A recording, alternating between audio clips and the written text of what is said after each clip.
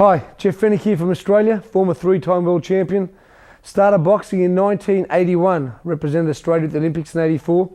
Won my first three fights, and then my last fight against the Yugoslavian was overturned by the international jury. Steve McCrory went on to win the gold medal.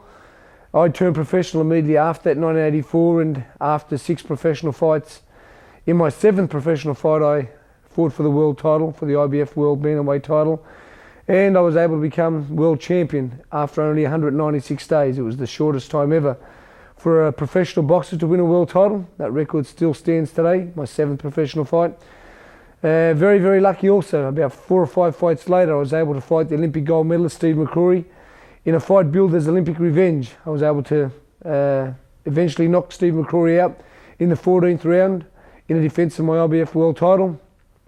A year later, I won my 2nd world title. I won the junior featherweight WBC world title against Samart Pakaroon from Thailand. I won that in the 4th round knockout. So I won 2 world titles, which made me the first Australian ever to achieve that feat. A year later, I moved up another weight division after defending that title 3 times. I moved up to the featherweight division, and I fought a Puerto Rican named Victor Callejas, who was a very, very dangerous puncher from Puerto Rico. I was able to defeat him by stopping him in the 10th round and becoming one of only 11 fighters at that time to hold 3 world titles. So my dream was to be the first boxer to win 4 world titles and to be undefeated. I ventured over to Las Vegas to fight one of the great fighters of all time, an African by the name of Azuma Nelson. We fought at the Mirage at Las Vegas on the undercard to Mike Tyson and Razor Ruddock. I think most people who watch a fight realise that, again, I was handed a pretty rough decision, but Azuma Nelson was a great fighter. I was robbed of my opportunity of winning my 4th world title. I continued to box for a couple of years after that. I tried to fight for that world title against Azuma Nelson, which I was defeated against Azuma Nelson. I moved up another weight division to fight for the world title against Philip Holliday, where I was also unsuccessful. After that, I retired from boxing. During that time of retirement, I was very, very lucky. I was inducted into the International Boxing Hall of Fame in Canastota, New York, which was a huge highlight for me. In 2002, I was voted Australia's greatest ever fighter from the WBC, which again was another huge honour because Australia's had some great boxing champions, Costa Tszyu, Lionel Rose, Jimmy Carruthers. So to be voted Australia's greatest ever fighter was certainly a huge highlight for me. After all my boxing career was over, I decided to get back in and do something for the sport that had done so much for me, and I began to train boxers. Slowly, as I began to train them, I began to manage them and also promote. Today, I'm one of Australia's leading boxing trainers and promoters. I train a host of great fighters. I have 4 guys who fought at the Australian Olympics in 2000 at Sydney that are all doing very well. Hopefully, by the time this is released, Hussein Hussein could be the flyweight champion of the world. I'm here today to teach some advanced techniques that will prepare you for fighting fighters with different styles, from southpaws to the classic boxer to the pressure fighter. Let's go to work.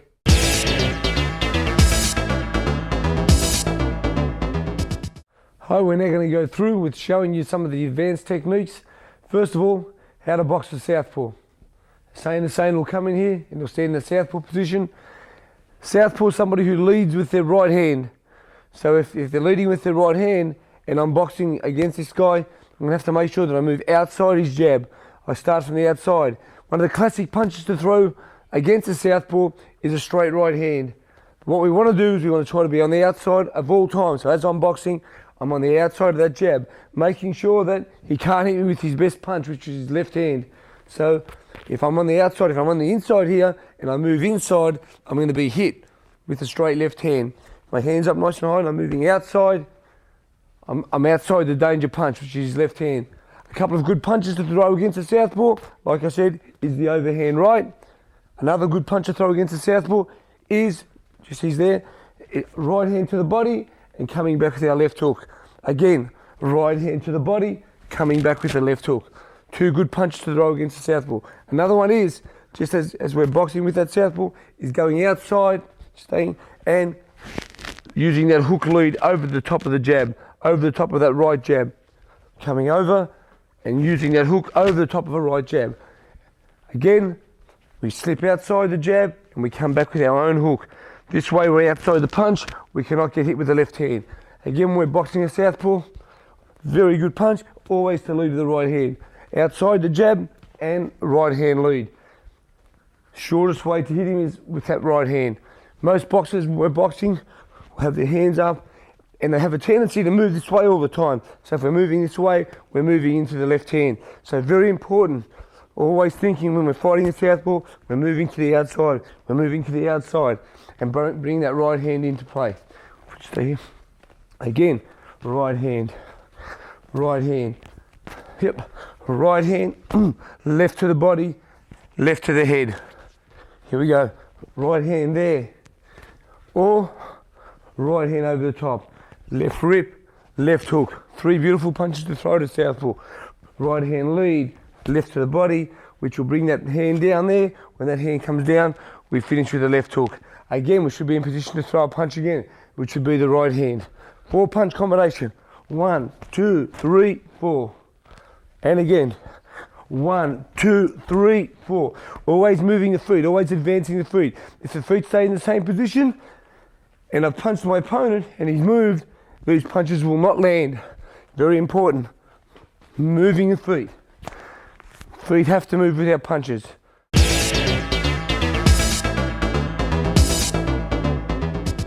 Now we're going to start with the classic boxer, and the same will now start to box around the ring. If I don't cut the ring off, we got a 16 square ring to a 16 foot square ring to a 20 foot square ring, so there's a lot of room for the classic boxer if you don't know how to cut the ring off. A good fighter, a good pressure fighter will not do what I'm going to do now. This is what we shouldn't do. Hussein is boxing, jab with me. He'll jab, box, and I'm going to follow him around. He'll jab, and I'm following him around. The perfect way to stop this classic boxer is cutting that ring off and giving him angles instead of bringing him in, using the head movement, using the hip movement, cutting it off. As he jabs, we catch and we cut the ring off. I don't follow him around the ring. I don't follow him in a circle so he can keep moving and keep working off his jab. As we come into the middle of the ring here, as Hussein is boxing, he's going that way, going to the corner. I'm trying to keep him in the corner. I'm coming outside. I'm making him go to where my punches are. I'm working with him. I'm getting in close. I'm trying to be as close as I can. I'm trying to cut that distance off. We're going to break the distance down. We're going to break that resistance. We're going to get through that jab. Hands up nice and high, coming over with punches. Again, as he moves, I've got to cut the ring off. I don't follow him around the ring. If I follow him around the ring, I give him room to work all the time. So the classic thing to do is, again, as Hussein tries to move, I cut the ring off that way. If he goes back that way, I get back straight to there. I give him no room. This is called pressure fighting. Pressure fighting. Hands up nice and high, catching the jab. Something that Mike Tyson was great at. The classic boxer, an Oscar De La Hoya or Roy Jones, but if they get a very good pressure fighter, they'll make them fight. The great fighters can stand there and fight, like Roy Jones, Oscar De La Hoya. When you're a great fighter, you can do both things. When you're not, and you get cut off, you're in a lot of problems. Again, moving up, hands up, slipping that jab, catching, slipping, coming over with the right hand. And again, we catch, slip, over with the right hand. In position, catch, slip, right hand. Again, catch, slip, right hand, left hook. One more time. I'm pressuring, slip, right hand, left to the body. We're in close now. This boxer's got no room. And the other thing, as you'll know, where we are now, we don't have ropes. So if I had him back on the ropes, then he'd be in a lot of trouble. His back would be on the ropes, and he would not be in the position to move and to jab and to run anymore.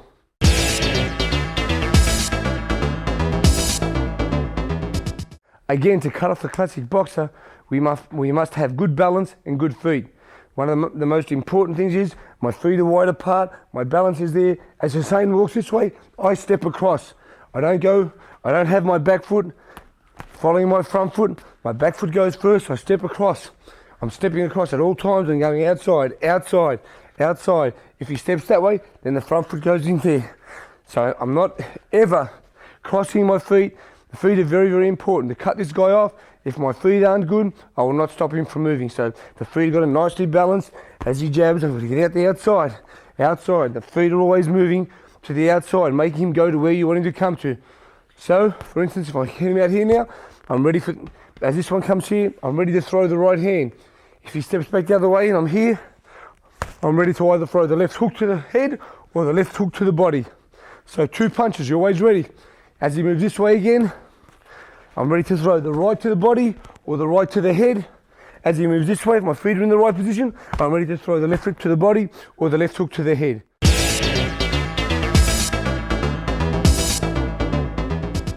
Another form of fighting is called pressure fighting. That's something that Jeff Fenech was famous for. I put pressure on opponents from the first second of the first round to the last second of the last round. And I'm going to show you how to do that right now as I get Hussein in the ring to do some boxing with me. All right, and shake. Very, very important. Hands up nice and high. If the hands are down, we are going to get hit. So the hands are going to be nice and high, good defensive mode, and very important to be moving these hips. Very important, hands up nice and high. Catching those punches on the gloves. Always looking. Not falling for feints to the body. So your hands come down. Hands up nice and high. Learning to take those punches. Learning to defend. Learning to move up nice and quick. Having good feet. Learning to tie up and to work on the inside. Very important once we get him on these ropes. Is to be able to work. To be able to work with the body and not let him out. As I'm working and he tries to sneak out of there, I've got to push myself right across for him again. And it's the same way. Having this hand here, having one hand free at all times. Being able to work is very important. The rules of boxing, if you've got one hand free and you're working with it, the referee should let you work. So you've got to keep trying to work with that one hand. Pressure, pressure, staying very close. Pressure's not hitting your opponent, it's the thought of you hitting him. And when he gets into that frame of mind, the fight becomes very easy. Nice and close.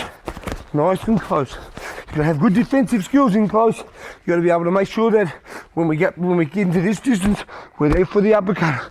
So hands there for the hook. Nice and close. For the uppercut now. Uppercut there, hook there. You've got to be ready for it. And you've got to be able to punch off it. Having your feet in the right position.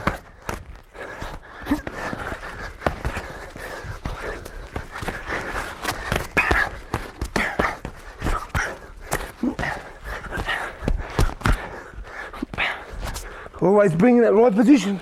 Pressure fighting. Pressure fighting. Getting in there. Being able to work that body in close. And giving yourself room to come back with punches over the top. Very, very important.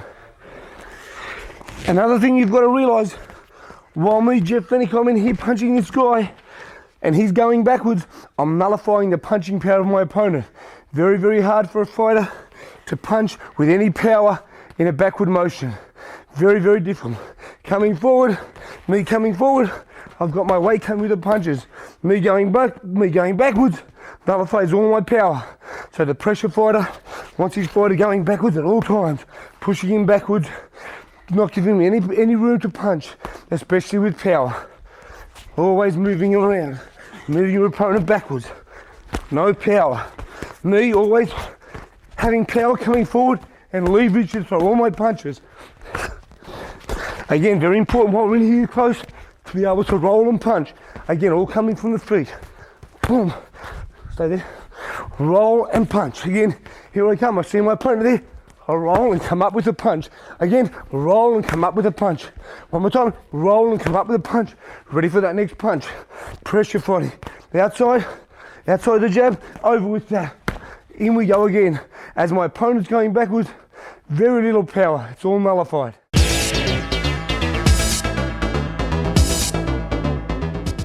And now I'm going to show you how to prepare to fight against one of those fighters, a pressure fighter. Very important, have very good legs. You have to be able to dictate and move around that ring. Up we come, nice distance. And when that fighter does get there to lock you in, you've got to be able to learn to tie him up nice and tight. Hold until that referee tells you to break. Start again. On the outside of that jab, you know. Good angles, got to have good angles. Come, good feet. Got to have good pivoting feet. So as he throws that right hand, pivot out of the way. Back with a punch again. Back to the center of the ring. Very important to try to stay in the center of the ring against these guys who are pushing you up, trying to push you backwards. Pressure fighters, very important to stay in the ring. If a pressure fighter gets you in that corner, then you're in trouble. But when he gets you in the corner, very important to learn to tie that boy up. Tie him up nice and tight. Just tie him up until that referee tells you to break. As soon as he says break again, we're going to try to get back in the middle of the ring, working off that jab, bringing him onto punches, not letting the pressure fighter set himself. As soon as that pressure fighter sets himself, gets you back on the ropes, then you're in trouble. Very important again, if I haven't trained, if I haven't conditioned my legs from this pressure fighter, the first thing that'll go will be the legs. And when the legs go, everything else will go after it. Very important, good legs, nice strong jab, keeping the pressure fighter away. Right in and out. Yeah. Pressure fighter's coming, right hand and out. And again, pressure fighter, right hand and out of there. You leave the pressure fighter there, back in the center of the ring. He comes again, right hand and out. Left hook, pressure fighter comes up, left hook under, and we're out of there, ready to punch again. And again, the pressure fighter's coming up, hands are up. Good. Always my eye on the opponent. Always eye on the opponent. Again, a little pivot, and ready to punch again. Back to the middle of the ring, working off the jab. The most important punch is that beautiful jab, pumping it out, ready for the uppercut. When that little pressure fighter comes in, he's really nice and close to you. Nice distance, uppercuts. Very important punch. Uppercut, uppercut, uppercut, and hook. Very, very important punch for a pressure fighter, or to keep a pressure fighter off you. As the pressure fighter's coming, he's always in that bend, he's in that crouch. If we can get his head up and make him think of something coming up, we've already got him thinking our kind of fight. So that's how to counter a pressure fighter. Okay. Another thing with the pressure fighter, those little guys that are pressure, like the Joe Frazers, they love to hook. As they hook, the best counter punch for a hooker is to hook with a hooker, because usually when they hook, they drop this right hand. So it's very, very important that if I'm going to throw a hook and I throw it properly, that this right hand's kept up. Usually, like I said, as a hooker throws a hook, he hooks and he drops that punch. If you catch his hook, he's usually open to be hooked as well. So we're in close, I've gone under that punch there, I've gone under this right hand, I've get ready for the hook, the right hand comes down automatically. So you hook with the hooker, so nice, as that hooker goes to hook me, boom, we hook together. Very important, when you're fighting a good little hooker like a Joe Frazier or those little Mike Tyson guys, you've got to keep that right hand up nice and high as we're going under the punch. As we're going to hook, which is a very dangerous punch to throw, we must have the right hand up to counter the other hooker.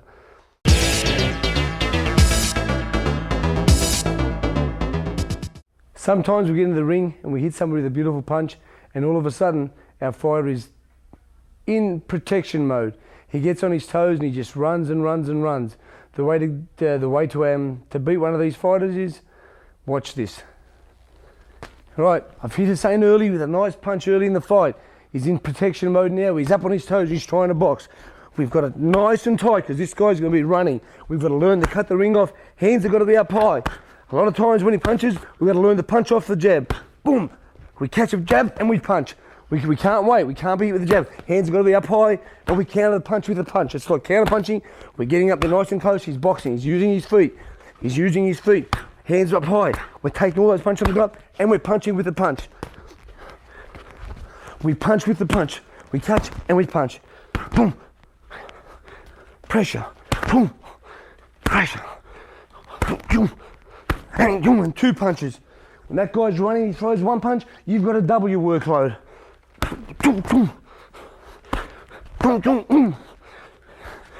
Pick the pace up. In a 20-foot square ring, it's very, very hard to keep running. I don't care who you are, whether you're Sugar Ray Robinson or Sugar Ray Leonard. If you've got somebody in there who can cut the ring off, they will catch you. But the great fighters like the Leonards, like the Robinsons, they were able to stand there and fight as well. They were able to deliver deadly blows from in close as well as while they were moving. So very, very important for perfect preparation to get them feet right, do the road work, and do that very, very early interval training to make sure we can last the rounds and do the distance.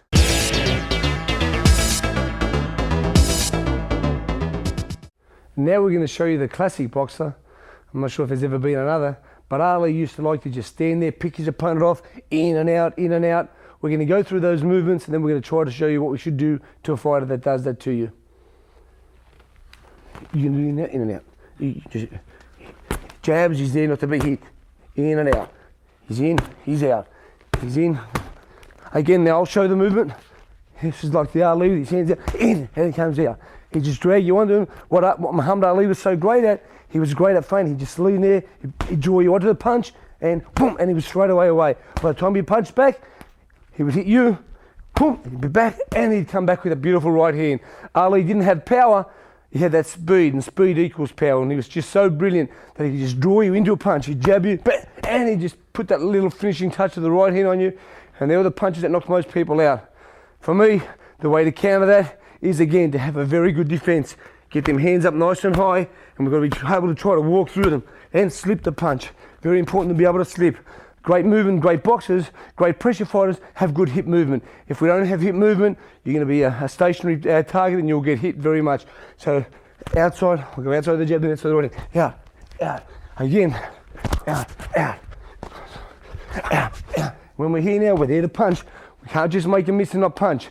The classic tail in boxing is you make him miss, you make him pay. So as I make him miss, I've got to make him pay. So I've got to make him pay, make him miss, boom, got to make him pay. I miss, under, yeah. Here I am, ready to make him pay. That hands down's got to be nice and high just to show you, bing, here, and here we go, the beautiful right hand. Make him miss and make him pay. Pressure fighter. Being ready to punch again after two.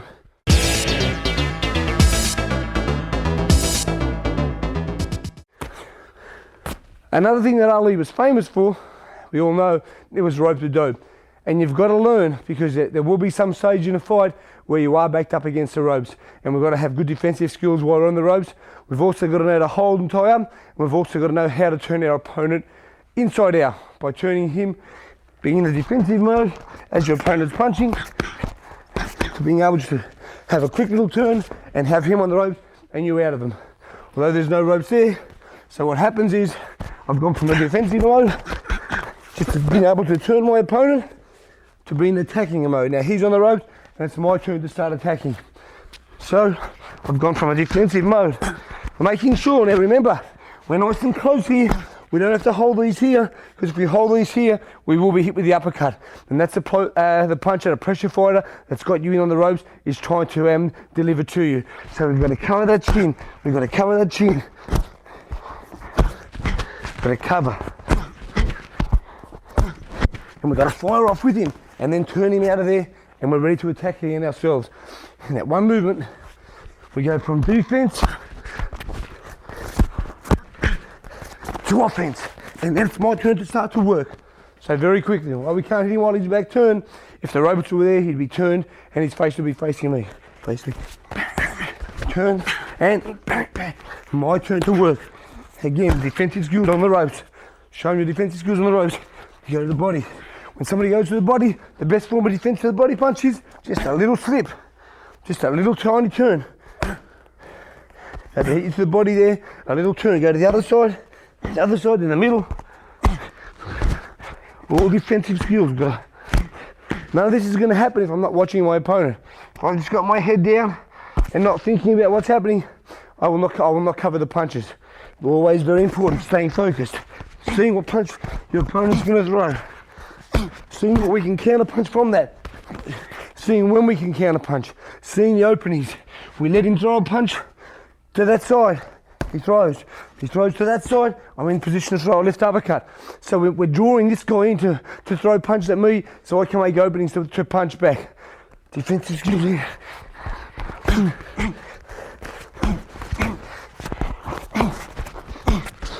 And quick turn, and my turn to work. And if you're not a pressure fighter, if you don't want to be on the ropes, and we're on the ropes for that split second, as soon as we turn our opponent, we get back to the middle of the ring and we get that jab working again. Start pumping that jab out using our feet.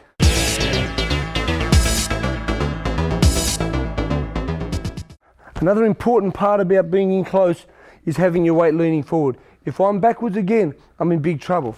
This shoulder, always be on your opponent. Although it's illegal to use the shoulder, it's very important to have that shoulder leaning on your opponent. That gives you exactly the amount of room, that gives you exactly the amount of room that when I'm ready to punch, I'm in that distance to punch. If I'm standing here too far up against my opponent, I've got no punching power, no punching room at all. Very important. Head to the side so we're not going to get hit. Here I am, just can pivot around, but as I pivot, I'm ready to throw a punch. Here we are, nice and close, we're leaning together, just pivoting around, in position to throw a punch. Had I been upright, here, I'm turning around, that's all we're going to do. We're going to have a little waltz and have a dance. We're not going to be in a position to punch. And it's imperative that at all times we're in position to punch. If he throws a punch at me now, I'm here, and it was a bad one, I'm in position to come back with another punch. Very, very important, being able to use that body weight. That little push there, a little push there. We're ready to punch at all times. Mike Tyson, famous for the around the body and then the uppercut to the middle. That's what he does. Hands are up there, boom, he punches around that body there, so they hold there and finish with the uppercut. Same with the left hand, around the body and then to the middle. A lot of fighters have this form of defence. In close, I believe it's very important to put the head to the side and cover the middle. Nobody's going to hurt us from this vicinity. Nobody's going to hurt us on this close range with a hook. But from back here, they will hurt us. If they hit me to the body, around the body, then they'll come to the middle. That's it. The famous Tyson punch is bang, boom, and he's knocked many people out with it. And a lot of other fighters use it. It's not just Tyson. They get their fighter going back, around the body, straight to the middle. Around the body, straight to the middle. Okay, in close, around the body, and straight to the middle. It opens up the middle of the body. Very important, like I said, head nice and close. On the outside, using that head, using that shoulder. Not in an illegal way, in a legal way, just having that nice distance, so we can always in position to punch. Very important to be in position to punch at all times.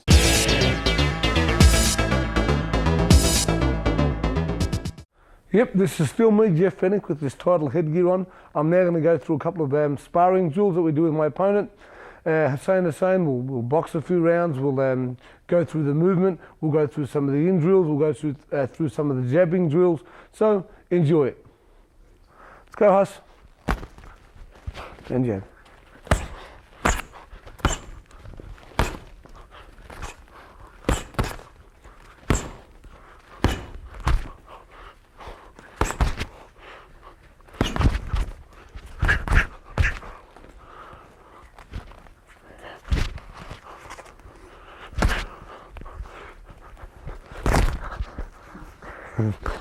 Go.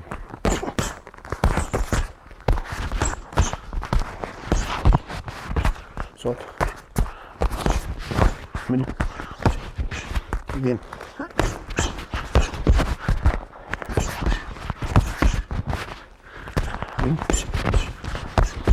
So, you see those 4 punches? Every time he threw them, I was in position to watch and to make sure that I caught them properly. Had I not been, and I just took that one punch, I would have been open for the other punches. My hands are up nice and high. I caught the first, up again. I caught the first 2 on the arms. Again, slowly. Caught the first 2 punches on the arms. Knowing that the next punch was going to be the uppercut. Caught the uppercut, caught the hook. Ready to counter punch myself and come back. Very important. If we just stand there and take punches, your opponent will keep on punching. We've got to be in the position to punch back in. Let's go, full punch.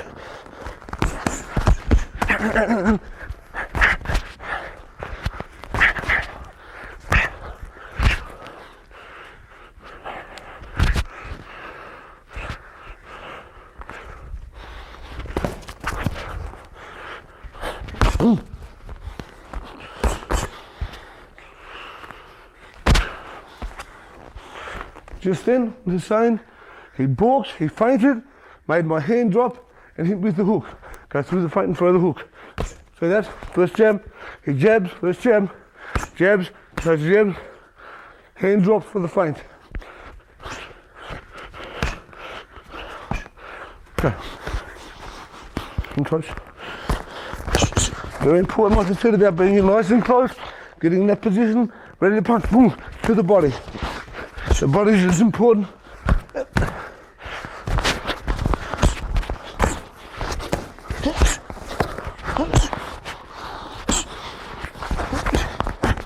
At all times, I'm watching what's happening.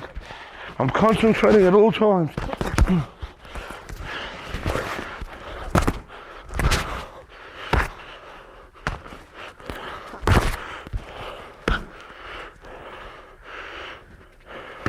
A good fighter that's done all this conditioning will let somebody jab into the body for this reason. He'll jab to the body to throw the right hand. He opens the body. I'm going to open the body so Hussein can throw a body shot at me. So I can bring him onto the right hand. The sucker punch, boom. He goes to the body.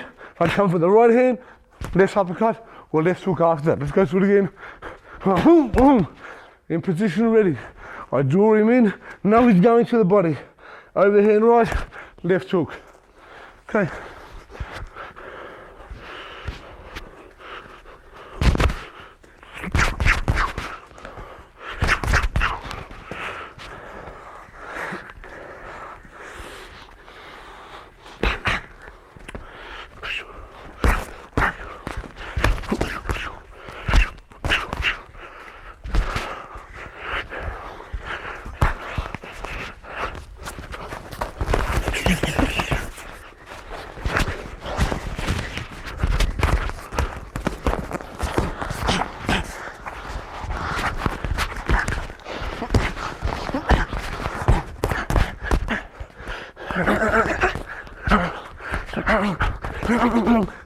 Stay there.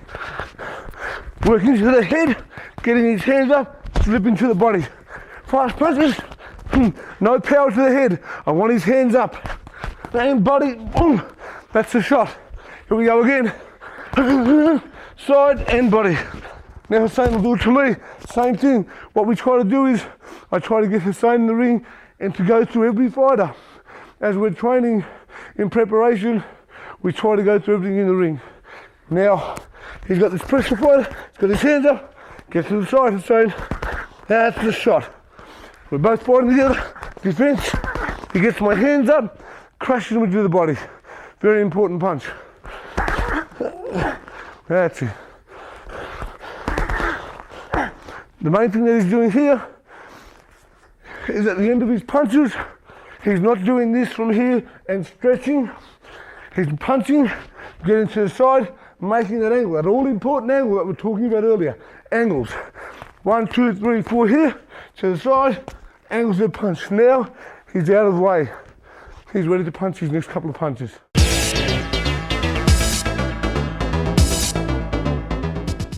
A lot of times in the boxing ring, it can turn into a chess match. Two guys looking, trying to out-jab each other. Very important. You've got to let your fighter know that the second that bell starts to the end of the 3 minutes is when you've got to have your concentration. After that minute rest, we can start again. But we've got to concentrate at all times. Two guys in a boxing competition, like a chess match, they're out there thinking. They're boxing. They're just boxing, continually thinking. Sometimes you'll hear the boos from the crowd, they get a little bit boring. So it's very important, keeping your focus, keeping your mind on the job. But there's going to come a time in that fight where if you want to win it badly enough, you've got to take a few risks. Risks meaning that instead of using that chess match, we've got to turn the chess match into a bit of a pressure fight. We've got to take risks. We've got to be first to the punch. We've got to try to out-jab our opponent. We've got to throw some right hands. Although they're dangerous to throw, we've got to throw them. If you're going to win the fight, sometimes you've got to take gambles. And if it's a calculated gamble, again, if you've gone through it in preparation, it'll be okay. Let's box. This chess match is happening. First one hand a minute. Get into my glove. Into my glove. I'm checking jabbing. We're just jabbing, we're both thinking. The same as you decided, he's got to take this into his hand. Bang, so he throws the right hand. And he's in position for his next punch. That's it, the left hook. Okay. Well, that was just jabbing. We're trying to outthink each other. One of us has got to take a risk. So somebody's got to throw that punch. It's got to be that lead punch. We've got to take a little bit of a risk in the fight. Once we've taken that risk, we've got to continue to work. Usually in the fight, the referee, the judges are going to look at that guy who's more aggressive. If there's a fight and it's close, they're going to look for the aggressor. They're going to look for the guy who makes the fight. So that's why that fitness and all that hard work is very important. As long as we've got our opponent going backwards, you're in a dominant position.